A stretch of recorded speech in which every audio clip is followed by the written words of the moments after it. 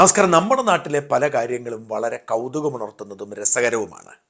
എന്തെങ്കിലുമൊക്കെ വിവാദമില്ലാതെ നമ്മുടെ നേതാക്കന്മാർക്കും മാധ്യമങ്ങൾക്കും പിടിച്ചു നിൽക്കാൻ കഴിയില്ല. അതുകൊണ്ട് അവരത് സൃഷ്ടിച്ചുകൊണ്ടിരിക്കും. ഇക്കഴിഞ്ഞ ശിവഗിരി തീർത്ഥാടനത്തിൽ മഠാധിപതി സ്വാമി സച്ചിദാനന്ദ ഒരു പ്രസ്താവന നടത്തി. ക്ഷേത്രങ്ങളിൽ ഉടുപ്പഴിച്ചുകൊണ്ടേ കയറാവൂ എന്നുള്ള നിർബന്ധ ബുദ്ധി പല ശ്രീനാരായണ ക്ഷേത്രങ്ങളും വെച്ചു പുലർത്തുന്നു. ഇത് തിരുത്തിയേ മതിയാകൂ. കാരണം ശ്രീനാരായണ ഗുരുദേവൻ ക്ഷേത്ര സംസ്കാരത്തെ പരിഷ്കരിച്ചയാളാണ്. ഈ വിഷയത്തിൽ സ്വാമിജിയുടെ അഭിപ്രായമല്ല എനിക്കെങ്കിലും സ്വാമിജിയോട് എനിക്ക് വിയോജിപ്പില്ല. കാരണം ഗുരുദേവന്റെ പാരമ്പര്യ ശ്രേണിയിൽപ്പെട്ട ആളാണ് സ്വാമി സച്ചിദാനന്ദ. എല്ലാ വിധത്തിലുള്ള ക്ഷേത്രാചാരങ്ങളെയും പുതുക്കിപ്പണിയാൻ ശ്രമിച്ച ഒരു വിപ്ലവകാരി കൂടിയായിരുന്നു ഗുരുദേവൻ. ഓർക്കണം, അബ്രാഹ്മണർക്ക് പ്രതിഷ്ഠ നടത്താൻ അനുമതിയില്ലായിരുന്ന സമയത്ത് ശിവലിംഗ പ്രതിഷ്ഠ നടത്തി ഗുരുദേവൻ. അന്ന് പ്രതിഷേധമുണ്ടായപ്പോൾ പറഞ്ഞു, ഞാൻ ഞങ്ങളുടെ ശിവനെയാണ് പ്രതിഷ്ഠിച്ചത്, നിങ്ങളുടെ ശിവനെ അല്ല എന്ന്. അതാണ് ഗുരുദേവൻ എന്ന വിപ്ലവകാരി. അതുകൊണ്ട് ഗുരുദേവന്റെ പാരമ്പര്യത്തിൽപ്പെട്ട സച്ചിദാനന്ദ സ്വാമികൾക്ക് അങ്ങനെ ഒരു അഭിപ്രായം പറയാം. എന്നാൽ പിണറായി വിജയൻ അത് ഏറ്റുപിടിച്ചപ്പോൾ അത് അശ്ലീലമായി മാറി.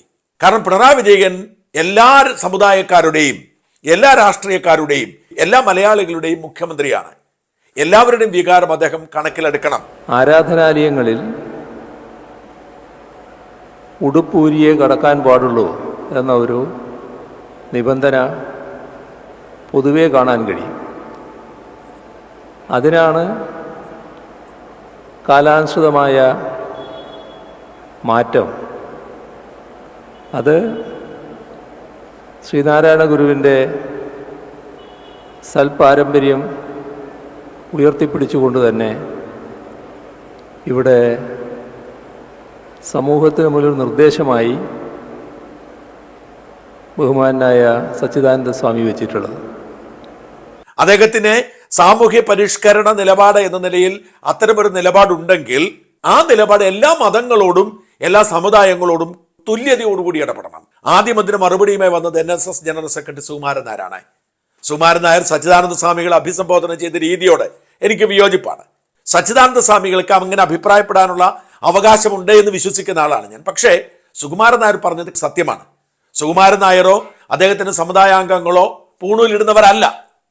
എന്ന് മാത്രമല്ല, ഈ പൂണൂലിടുന്നുണ്ടോ എന്ന് തിരിച്ചറിയാൻ വേണ്ടിയാണ് പണ്ട് ഷർട്ട് ഊരിക്കൊണ്ട് ക്ഷേത്രത്തിൽ കയറണമെന്ന് പറഞ്ഞ ഒരു നുണയെ അദ്ദേഹം പൊളിച്ചെടുക്കുന്നു. ഓരോന്നിനും ഒരു ശാസ്ത്രീയ കാരണങ്ങളുണ്ട്. വിശ്വാസത്തിന്റെ ഓരോ ആചാരങ്ങളുടെയും പിന്നിൽ കൃത്യമായ ചില ശാസ്ത്രീയ കാരണങ്ങളുണ്ട്. സുകുമാരൻ നായർ അതാണ് തുറന്നു പറഞ്ഞത്. ക്ഷേത്രങ്ങളിൽ ഉടുപ്പ് ധരിച്ച പ്രവേശനം സംബന്ധിച്ചാണ് സ്വാമി സച്ചിദാനന്ദയെ പിന്തുണച്ച മുഖ്യമന്ത്രി. അപ്പൊ അവരെല്ലാം കൂടെ തീരുമാനിച്ചു ക്ഷേത്രങ്ങളിൽ ഉടുപ്പിടാതെ കയറരുത്, ഉടുപ്പിട്ട് തന്നെ കയറണം. സവർണരുടെ ആധിപത്യമാണ്. പിന്നെ അതിൽ ചിലർ ഇങ്ങനെ കേട്ടതായി പറയുന്നു. നമ്പൂരിയാണോ എന്ന് തിരിച്ചറിയാനാണ് ഈ പൂവിടുന്നത് എന്ന് പറയുന്നത്. ഈ കാലാകാലങ്ങളിലായി നിന്നു പോകുന്ന ആചാരക്രമങ്ങളെ പറ്റി അത് മാറ്റിമറിക്കണമെന്നാണ് ഇവർ പറയുന്നത്. ആരാ ഇത് പറയാൻ? ഈ വ്യാഖ്യാനങ്ങളൊക്കെ ഹിന്ദുവിന്റെ പുറത്ത് മാത്രമേ ഉള്ളൂ. ഇത് മനുഷ്യന്റെ വിശ്വാസികളുടെ അവകാശമല്ലേ? മുഖ്യമന്ത്രി ഇതിന് സപ്പോർട്ട് ചെയ്തിട്ടുണ്ട്. അദ്ദേഹം അത് ചെയ്യാൻ പാടില്ലായിരുന്നു. എല്ലാരെയും കൊണ്ട് ഉടുപ്പ് ഇടിയിക്കുന്നു. ഓരോ ക്ഷേത്രത്തിനും ഓരോ വിശ്വാസമുണ്ട്. ഇവിടെ ഞാൻ കൗതുകത്തോടെ അറിയാൻ കാത്തിരുന്നത് NSSന്റെ ബോർഡംഗമായ പിണറായി വിജയന്റെ മന്ത്രിസഭാംഗമായ KB ഗണേഷ് കുമാർ എന്ത് നിലപാടെടുക്കുമെന്നതാണ്. അദ്ദേഹം ഭക്തനാണ്, NSS ബോർഡംഗമാണ്, അതേസമയം പിണറായി മന്ത്രിസഭയിലെ മന്ത്രിയുമാണ്. ആ കാത്തിരിപ്പിന് വിരാമമായി കൃത്യമായ മറുപടിയുമായി പിണറായിയെ തള്ളി സുകുമാരൻ നായരെ പിന്തുണച്ചുകൊണ്ട് ഗണേഷ് കുമാർ രംഗത്ത് വന്നു. ഓരോ ക്ഷേത്രത്തിന് ആചാരങ്ങളുണ്ട്. അത് നിശ്ചയിക്കുന്ന ക്ഷേത്രത്തിന്റെ തന്ത്രിമാരാണ്. അപ്പോൾ ഭരണാധികാരികൾക്ക് അങ്ങനെ മാറ്റം ആവശ്യമുണ്ടെങ്കിൽ തന്ത്രികളുമായി ചർച്ച ചെയ്ത് തന്ത്രിയുടെ അനുമതി വെച്ചുകൊണ്ടോ അല്ലെങ്കിൽ ദേവപ്രശ്നം വെച്ച് നോക്കിയിട്ടോ ഇതാണ് ഹിന്ദു ക്ഷേത്രങ്ങളിലെ ആചാരം. ഇപ്പോൾ ഗുരുവായൂർ ദേവസ്വത്തിൽ ഗുരുവായൂരമ്പലത്തിൽ ചുരിദാറിട്ട് കയറാമോ എന്നൊരു ചോദ്യം ഉണ്ടായിരുന്നു. അവിടെ ഒരു തന്ത്രിയുടെ നേതൃത്വത്തിൽ ഒരു വലിയ സദസ്സ് വിളിക്കുകയും അവിടെ ഒരു ദേവപ്രശ്നം നടത്തുകയും ചെയ്തു. ഇത് ഹിന്ദു ആചാരമാണ്.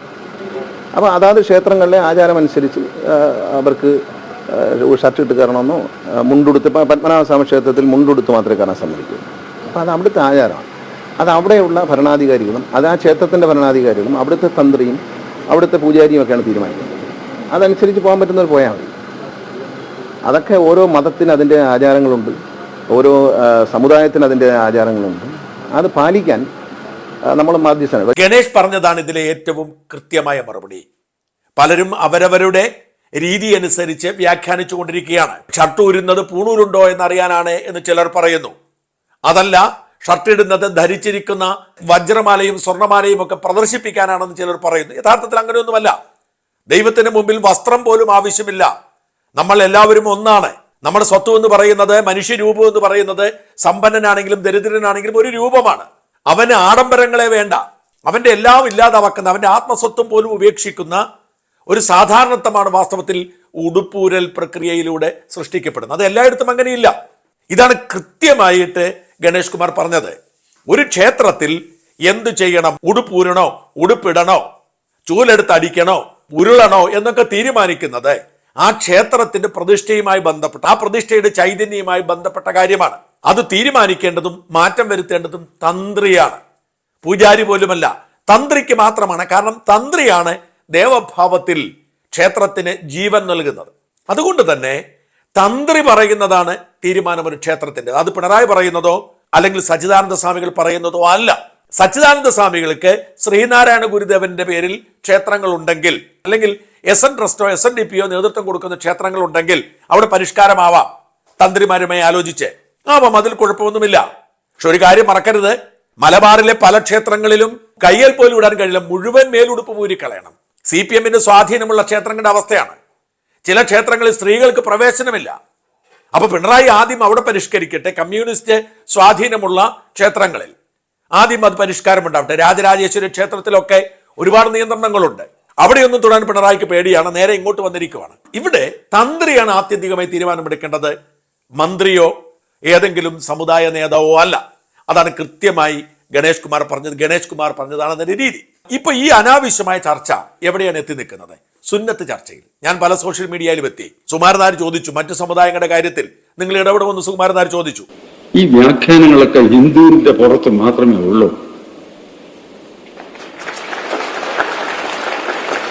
ഇവിടെ ക്രൈസ്തവ മതക്കാരുണ്ട്. അവരുടെ ആചാരമനുസരിച്ച് ഇന്നത്തെ കാലത്തിന് പറ്റാത്ത കാര്യങ്ങളും ഒക്കെ ഇല്ലേ? പക്ഷെ അത് അവരുടെ ആചാരമനുസരിച്ചുള്ളതാണ്. മുസ്ലിം സമുദായങ്ങൾക്കുണ്ട്. വസ്ത്രധാരണത്തിലായാലും മറ്റുള്ള കാര്യത്തിലായാലും ഒക്കെ ഓരോ നടപടിക്രമങ്ങളുണ്ട്.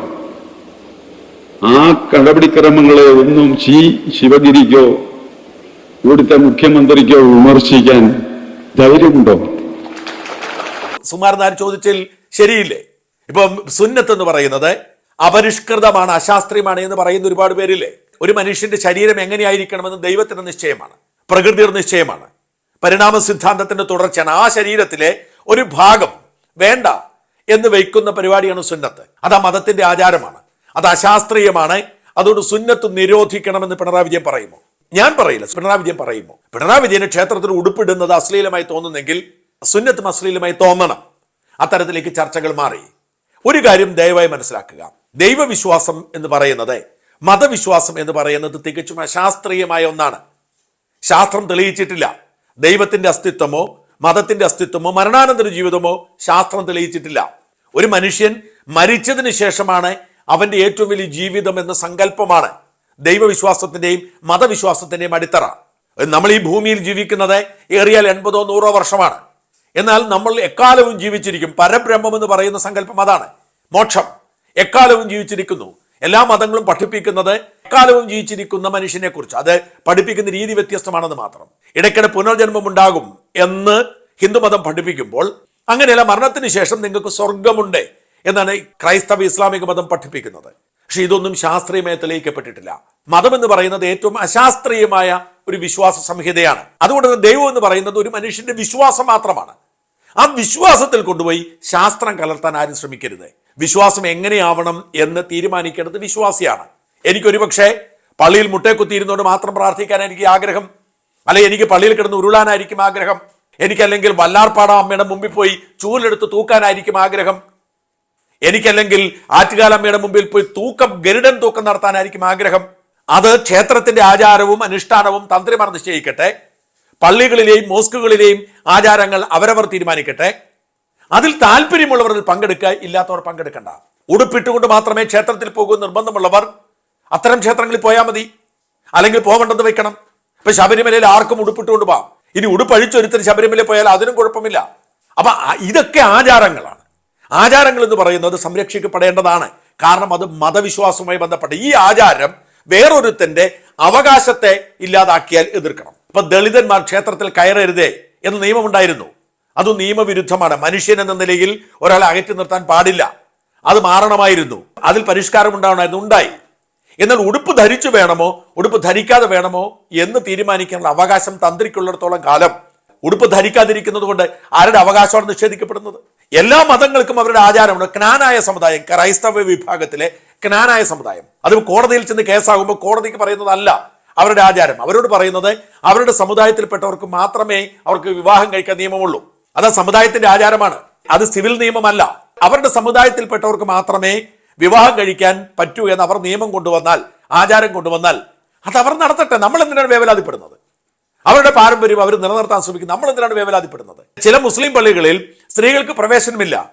പ്രവേശിപ്പിക്കാൻ ആ പള്ളിയിലെ വിശ്വാസികൾക്കും ആചാരങ്ങൾക്കും നിയമമുണ്ടെങ്കിൽ അവർ പ്രവേശിപ്പിക്കേണ്ടെന്നേ. ആരാണ് ഇതിനെക്കുറിച്ച് വേവലാതിപ്പെടുന്നത്? തട്ടമിടണം. തട്ടമിടാനാണ് മുസ്ലിം സ്ത്രീകൾ ആഗ്രഹിക്കുന്നത്, ഇടട്ടെന്നേ.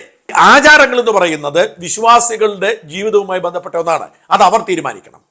അത് പള്ളിയിലാണെങ്കിലും മോസ്കിലാണെങ്കിലും ക്ഷേത്രത്തിലാണെങ്കിലും. അതുകൊണ്ട് ഷർട്ട് ധരിപ്പിച്ച് ഇപ്പൊ നവോത്ഥാനം ഉണ്ടാക്കിയേക്കുമെന്ന് പിണറായി വിജയൻ വിചാരിച്ച് വെറുതെയാണ്. അത് കുത്തിത്തിരിപ്പാണ്. ശബരിമലയിൽ യുവതികളെ പ്രവേശിപ്പിക്കാൻ നടത്തിയതുപോലെ കുത്തിത്തിരിപ്പാണ്.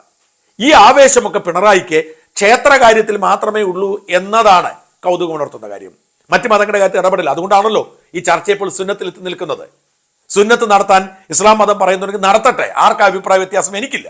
സുന്നത്ത് നടത്തിയാലേ ഇസ്ലാം ആകൂ എന്നാണ് ആ മതത്തിന് നിയമമെങ്കിൽ സുന്നത്ത് അപരിഷ്കൃതമാണ്, വേണ്ട എന്ന് പറയേണ്ടത് സുന്നത്ത് വഴി മരണം സംഭവിക്കുകയും അശാസ്ത്രീയവും അനാരോഗ്യകരവുമാണ് എന്ന് ശാസ്ത്രീയ കണ്ടുപിടുത്തം നടത്തുകയും ചെയ്യണം. ചില സംഭവങ്ങളൊക്കെ റിപ്പോർട്ട് ചെയ്തിട്ടുണ്ട്. പക്ഷേ സുന്നത്ത് ചെയ്യുന്ന എല്ലാവരും കൊല്ലപ്പെടുന്നുണ്ട്. അങ്ങനെയാണെങ്കിൽ മുസ്ലിം ജനത ഉണ്ടാവില്ലല്ലോ. അപ്പോൾ മതങ്ങളുടെ ആചാരങ്ങൾ അവർക്ക് വിട്ടുകൊടുക്കുക, മതവിശ്വാസികൾക്ക് വിട്ടുകൊടുക്കുക, മതപുരോഹിതർക്ക് വിട്ടുകൊടുക്കുക. അതിൽ രാഷ്ട്രീയക്കാർ പോയി കൈവയ്ക്കരുത്. ഏതെങ്കിലും ഒരു മതപുരോഹിതനോ മത നേതാവിനോ ആ സമുദായത്തിൽ പരിഷ്കാരം നടത്താൻ താല്പര്യമുണ്ടെങ്കിൽ ആവാം. അതുകൊണ്ട് സച്ചിദാനന്ദ സ്വാമിക്ക് അങ്ങനെ ഒരു നിലപാടെടുക്കാം. അദ്ദേഹത്തിന്റെ സമുദായത്തിൽ അദ്ദേഹത്തിന് പരിഷ്കാരം നടത്താം. പക്ഷെ മുഴുവൻ ഹിന്ദു സമുദായത്തിലെയും ആചാരം മാറ്റിമറിക്കാൻ സച്ചിദാനന്ദ സ്വാമിക്ക് പറയാൻ അവകാശമില്ല, പിണറായിക്ക് പറയാൻ അവകാശമില്ല. ദയവായി മതത്തെ അതിന്റെ വഴിക്ക് വിടുക. അത് മതവിശ്വാസികളും മതപുരോഹിതരും കൂടി തീരുമാനിച്ചോളും. രാഷ്ട്രീയക്കാരും സമുദായ നേതാക്കളും ഇടപെടേണ്ട വിഷയമേ അല്ലാതെ